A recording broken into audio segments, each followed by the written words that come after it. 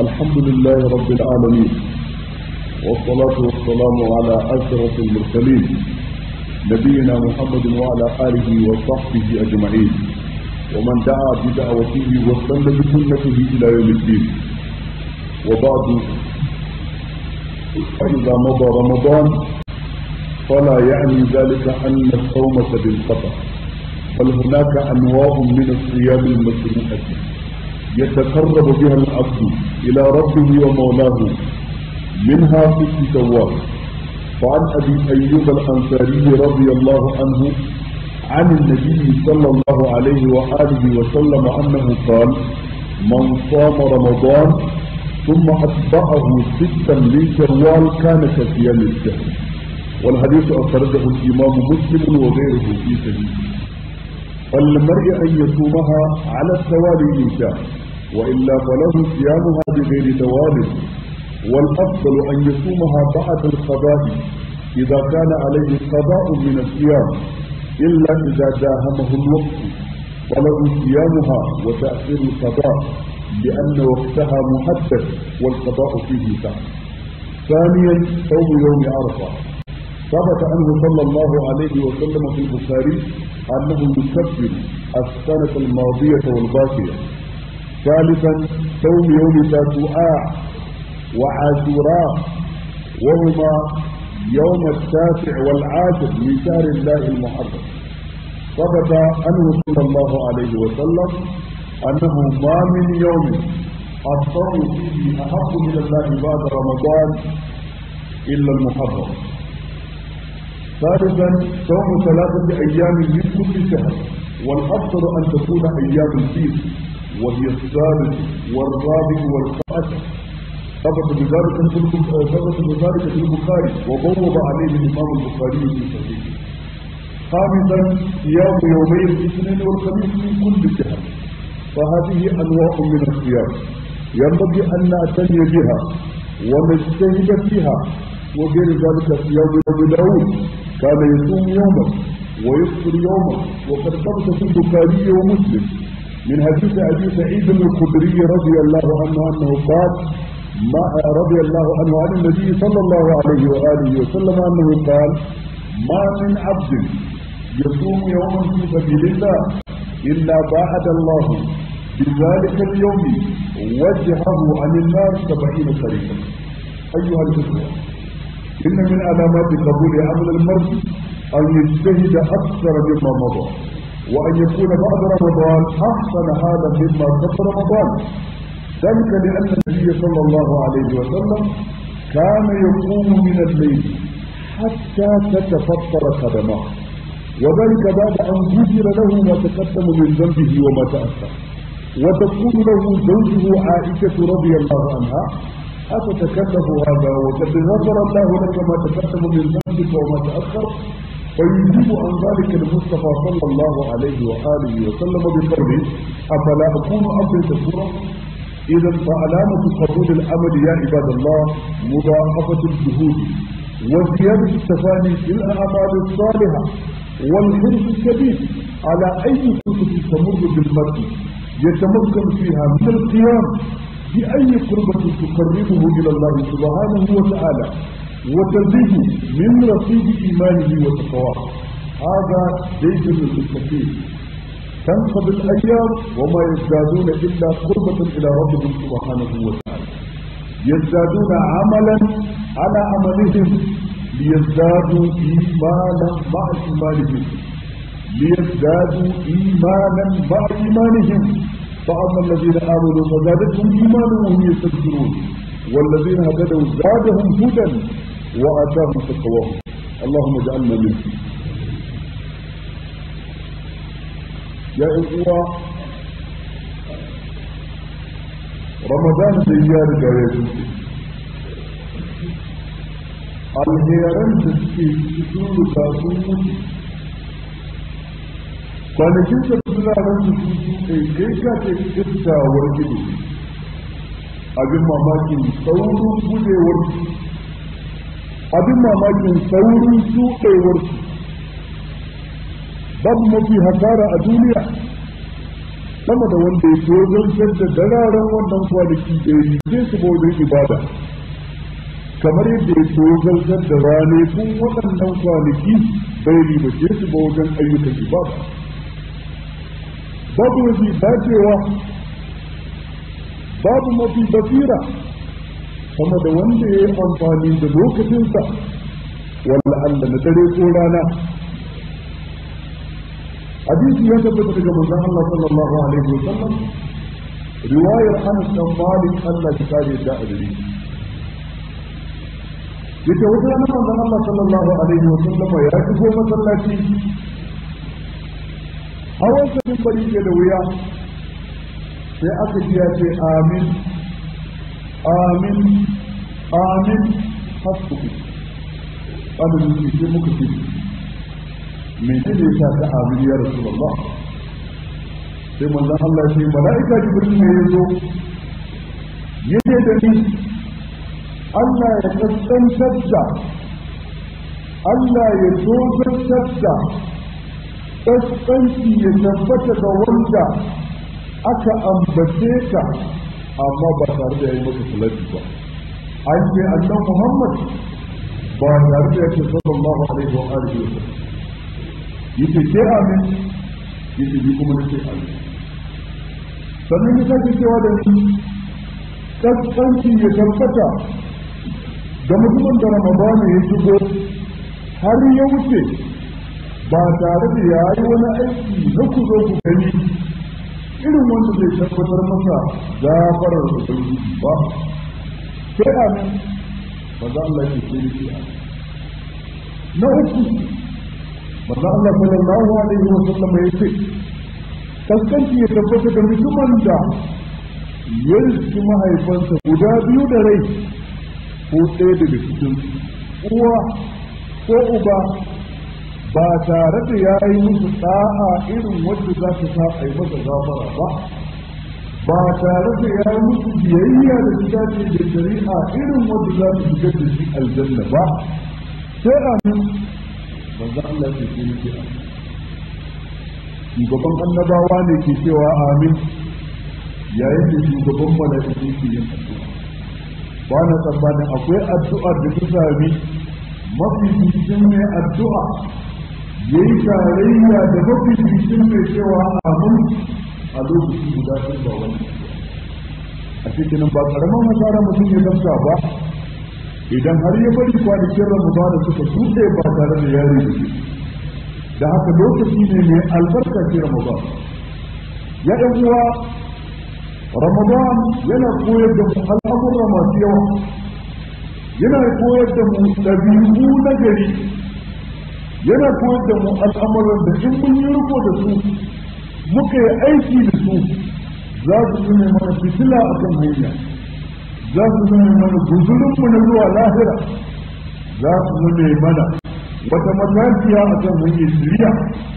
Matuƙar mun yi riko da su, matuƙar mun yi ƙoƙarin darussan cikin Ramadan mun aiwatar da su a aikace, sun zama sun ratsa jini da ɓarwarmu, sun zama ɗabi'unmu da ta'adunmu da halayyar. Daga cikin darussan da Ramadan ke koya mana akwai takawa. Ba don kuma ba sai akwai takawa. Ayar farko cikin ayoyin da suke magana a kan Ramadana a cikin suratul Baqara a ƙarshen da Ubangiji da ala ya cike da maganar takawa. Yace ya ayyuhal ladina amanu kutiba alaykumus siyam kama kutiba alal ladina min qablikum la'allakum tattaqun. Ya waɗanda suka yi imani an wajabta azumi a kanku irin yadda aka wajabta a kan waɗanda sun gabinku ba don komai ba sai don ku zanto masu takawa. A jira Ramadan makaranta ce ta koyar takawa. Ita kuma takawa ita ce wasiyar Allah ga na farko da na karshe. Wala kad wasayna alladhina utul kitaba min qablikum wa iyyakum an tattaqullah. Ita takawa ita ce mabuɗin kowace irin matsala, mafita daga kowane irin kunci. wa man yattaqillaha yaj'al lahu makhraja. Ita takawa ita ce mabuɗin kowane arziki, ويرزقه من حيث لا يحتسب da takawa ne ake karɓar aikin bawa innama yataqabbalu Allahu min al-muttaqin da takawa ne Allah ke arzuta mutum da al-furqan ko furqan wata dama ce wata fahimta ce wata basira ce da mutum ke fayyace tsakanin hanyar ƙarya da gaskiya da mutum ke bambance tsakanin tafarkin shiriya da tafarki na barna ita takawa da ita ake kankare da mutum da ita ake shigar da mutum aljanna Allah ya ya ayyuha allazina amanu in tattaqullaha yaj'al lakum furqana wa yukaffir ankum sayyi'atikum wa yaghfir lakum wallahu dhul fadli azim takawadi asalin ta shine in dukkan abin da zai jawo maka wahala na daga ayyukan sako da san dukkan abin da zai jawo maka alheri da yardar Allah na daga ayyukan da'a Umar bin Khattab ya tambayi ubangiji ka yace da shi wanne ne hakikatin takawa ubangiji bin Ka'ab yace shi in ka taba kama hanya kana tafiya hanyar da take cike da kaya yayin da kafar ka babu takalmi Umar bin Khattab yace to wani irin mataki ka dauka dan gujewa ta kaya ko tsidau ko karangiya yake ai na zage dalsu na yi kokari na sa himma lokacin da duk na daga kafa ba na ajiyewa sai na hanga na hango inda zan ajiye ta dan kar in tafi ta in fito sai kuma sai ubai bin ka ji to wannan yake da kawa duk abin da zaka ce a duniya ka tabbatar zai dawo maka yardan Allah ne ko cikin Allah duk abin da zaka aikata a duniya ka tabbatar zai jawo maka yardan Allah ne ko cikin Allah rayuwa akan wannan ita ce rayuwa akan takawa wanda wannan yana ɗaya daga cikin manufar wajen da azumi a kanmu don ya koya mana takawa kutiba alal ladina min qablikum kutiba alaykum as-siyam kama kutiba alal ladina min qablikum la'allakum tattaqun daga nan ne ha ibn Musayyib yake cewa ga yadda takawa take كل الذنوب كثيرها وكبيرها ذاك التقى واصنع كماش فوق أرض الشوك يحذر ما يرى إكتا كل الذنوب كثيرها وكبيرها لابد ذنوبين من ينظر إن أنانا ذاك التقى والنشين تقوى واصنع كماش فوق أرض الشوك لإنك تفيها كمرمي تفيها أبونا من كيا gona mai tsidau da karangiya ya hazaru ma yara wanda yake shiga kai sai sa dan sai da abin da zai taka yake la ta tsiran da kabira kar ka da karagun zunubi ko duk san kanta innal jibala babban dutse da ka gani jalako golan dutse daga tsakuwa kaya biyu uku ne suka haɗu suka gina don haka duk inda ka ga zunubi ya bunƙasa daga ɗan ƙaramin gurbin da mutum ke rainawa ne da haka manzon Allah ya buga misali cikin wani hadisi yake cewa iyyakum wa muhaqqaratu ko ne san ci ƙananan zunubai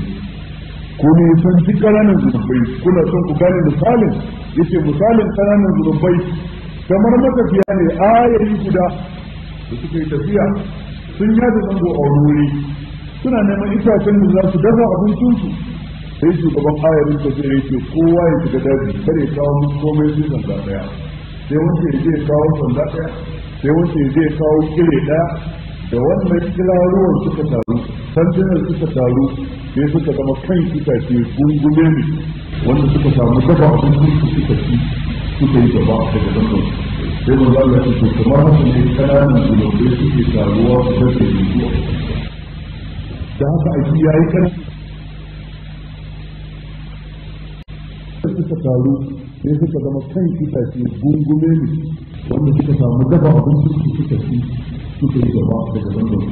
sai mun Allah ce kamar ne kananan zunubai suke taruwa su dace zuwa da haka aiki yayi kananan zunubai abu na uku ba abu na biyu bayan takawa Ramadan ya koya mana ciyarwa da yawan mutum sai ke sun rarraba da mabukata sun sai masara da dawa da shinkafa da sukari sun rarraba da mabukata da yawan mutum rinka yin abinci dan ciyarwa a masallatai wannan ko aikin alheri ne. Abdullahi dan Abbas ce manzon Allah ya fi kowa yawan kyauta kuma kyautarsa tana karuwa ta lunku a cikin watan Ramadan. Da yawa daga cikin mutum da ke da kyauta ko sadaka a cikin watan Ramadan, to amma saura da ni ina ma a ce kyautar nan da sadakan nan da ciyarwar nan za mu manta ita al'adarmu ta'adarmu hatta bayan Ramadan har yi zuwa lokacin da Ramadan sun yi sake zuwa. Sarkawan da suna nan ba abin da suke karawa fitaroni, mabukatun suna nan ba abin da ke karuwa ya dabe da ya suke bukata,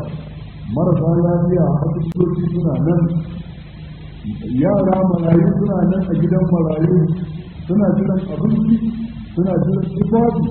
suna bukatan waje ɗauki nauyin karatu don su kuma su zanto ɗan adam, su zanto jama'a na gari don a tare da su a gina kasa ta gari. Abu na uku,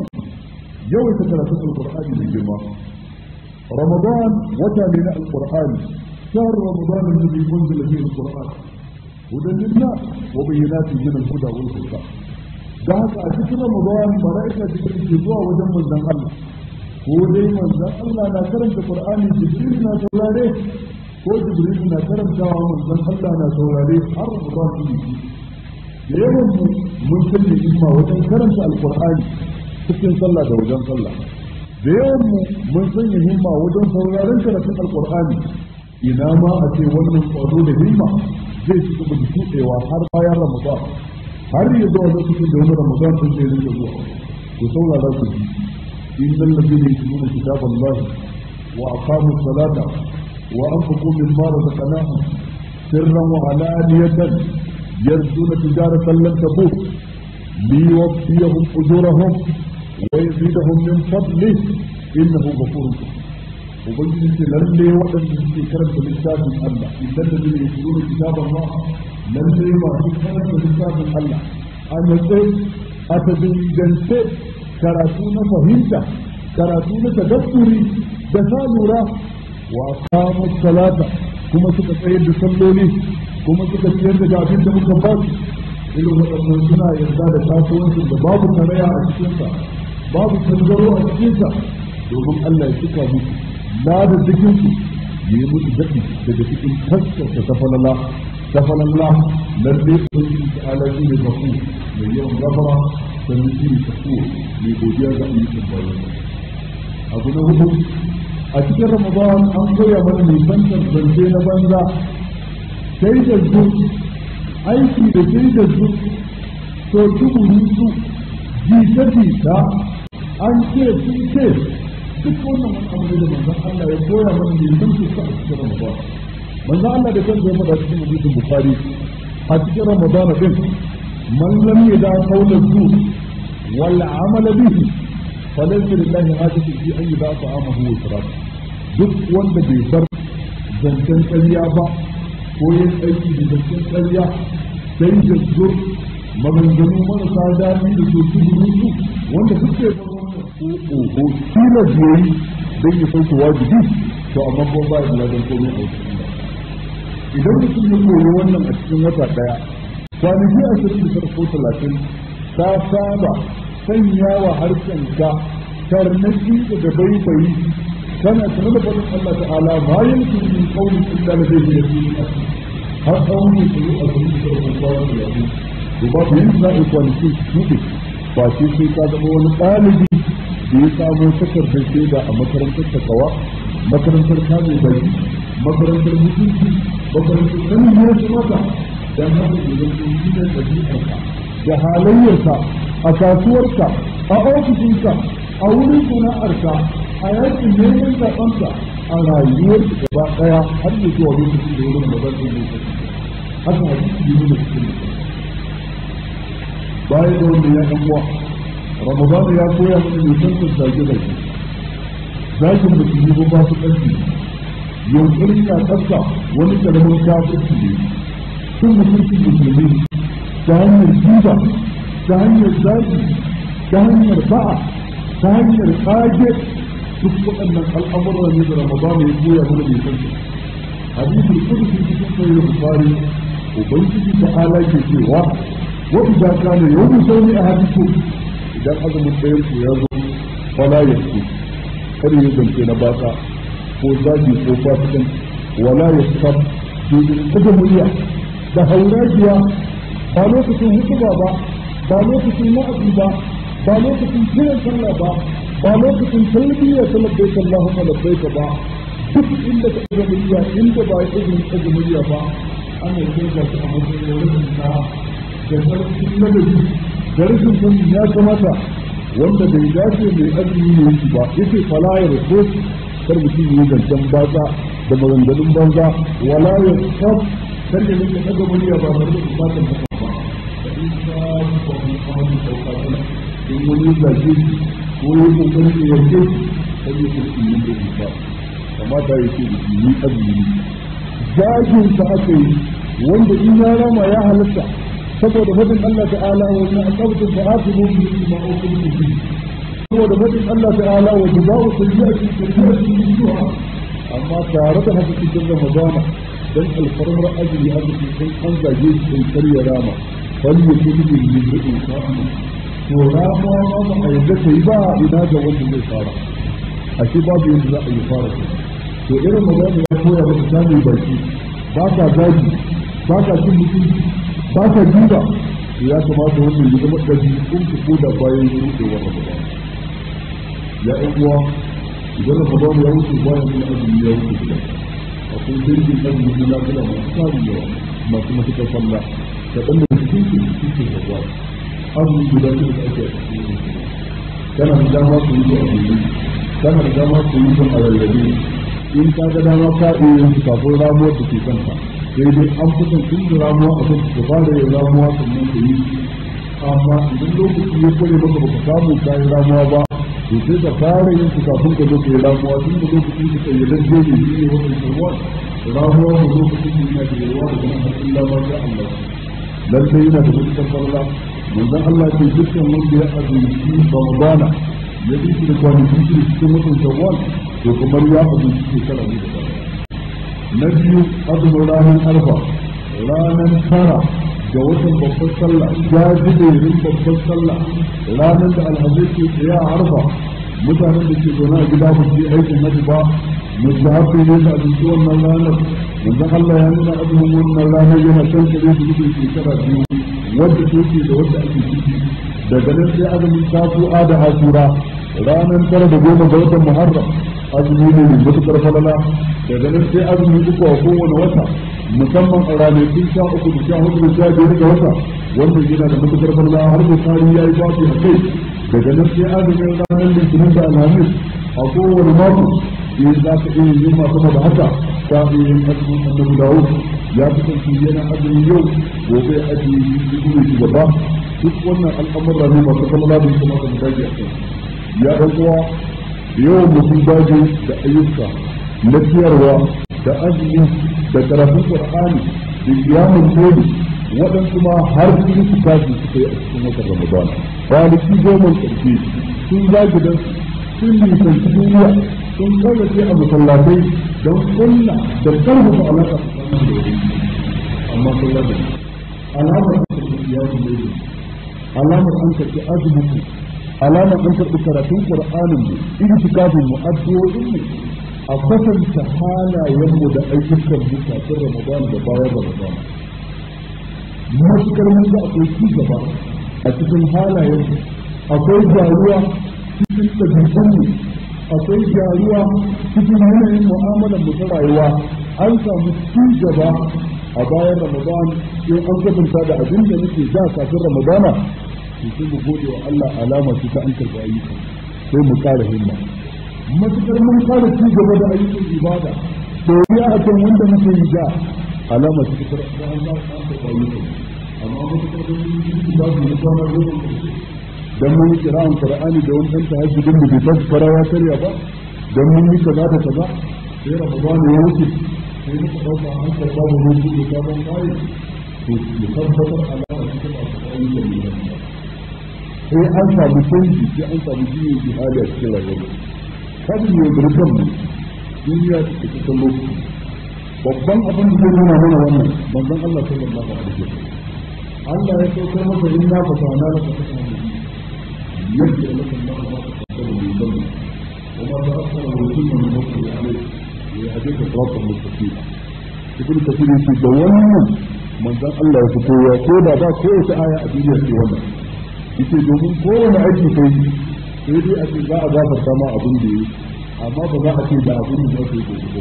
ko ba kowane irin aiki manzo Allah ce man kama ramadan imanan wa tizaban zikr da kuma ta kaddama min dhanbi man kama ramadan imanan wa tizaban zikr da kuma ta kaddama min dhanbi wanda yake da kaza zikr da kuma ta kaddama min dhanbi amma wa ma ta asara sai manzo Allah yadda laka Allah ma ta kaddama min dhanbika wa ma ta asara wanda kai jiya da ke karan jiya an yaji wanda za ka yi gobe da jibi da gata da mako mai zuwa wata mai zuwa shekara mai zuwa duk da yake za a yaki kuma an yaki dokar wannan aya ke da wuya sai manzon Allah ya fara himmar ibada sama da kaza Aisha ta zama ta ce ya za ka rike kiyamul layl kafar kana kumbura kafar kana tsagajewa kana taso bayan an gafarta maka komai da komai sai ce afala akunu aqulu wajen zama bawa mai ke da aiki na ku zo mai da manzon Allah ya sallallahu alaihi wasallam an gafarta maka komai amma yana ƙara kanda waye ba mu labarin an gafarta waye ba mu labarin aikin mamun daidai mun da shi da aiki da ko ta wa kan mu ko miki yana da kyau mu ce ku da amma ba ma iya bayo kan mu tabbaci cewa lalle an karba ba ma iya bayo kan mu tabbaci cewa kan yi da aikin da daidai amma fata muke ubangiji da Allah ya karba in ko muna fatan ya karba sai mu tabbatar da ke sai mu gyara halayya mu da mun yi da kuma ba mu da muka yi kiyamul layl nan ko kowane masallaci ka ga ya fita tsakanin maza da mata ana tahajjudi mu ne fa a kasuwanni mu ne fa a kasuwanni mu ne masu sana'ar hannu mu ne direbobin mu ne ɗan kasafa mu ne ɗan siyasa gwamnati a ce ofisoshin gwamnati a ce kasuwannin a ce shagunan sana'ar a ga wani cikin wallahi dan an samu sai tsakanin abin da yake kasar Ramadan ko yanzu bayan cikewar Ramadan to sai mu sa rai alamar an taɓa ayyuka da su da amma matukar ba canji aka samu ba to akwai barazana babba game da karɓar ayyukan ubangiji ta'ala